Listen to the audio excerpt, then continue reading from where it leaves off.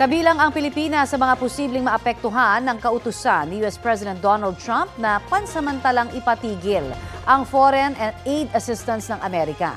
Sinuspinde ni Trump ang foreign aid dahil pag-aaralan daw muna nila kung nakikinabang din ba ang Amerika sa tulong na kanilang ibinibigay sa ibang bansa. Balitang hatid ni Mark Salazar.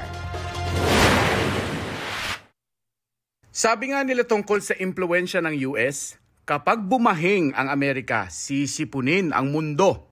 Hindi lang sipon ang aabutin daw natin kapag naramdaman na ang inanunsyo ni US President Donald Trump na pagsuspinde sa kanilang foreign assistance sa ibang bansa. 70 araw o 3 buwan na ang ipapatupad na foreign aid suspension habang nire-review raw ng Amerika ang lahat ng mga ito.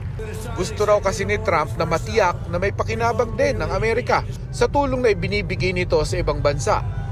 Kung sakali, sabi ng isang eksperto, malaking dagok ito sa Pilipinas lalo't sa Amerika daw tayo kumukuha ng pinakamalaking US military aid sa East Asia Pacific region.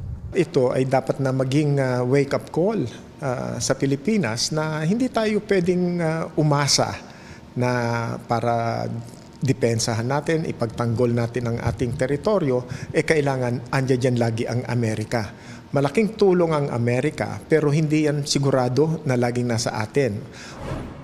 Pero sinasabi ng datos ng GMA Integrated News Research na mas higit ang epekto ng suspendidong US foreign assistance sa ating kakayahan sa kalusugan, agrikultura, disaster at education.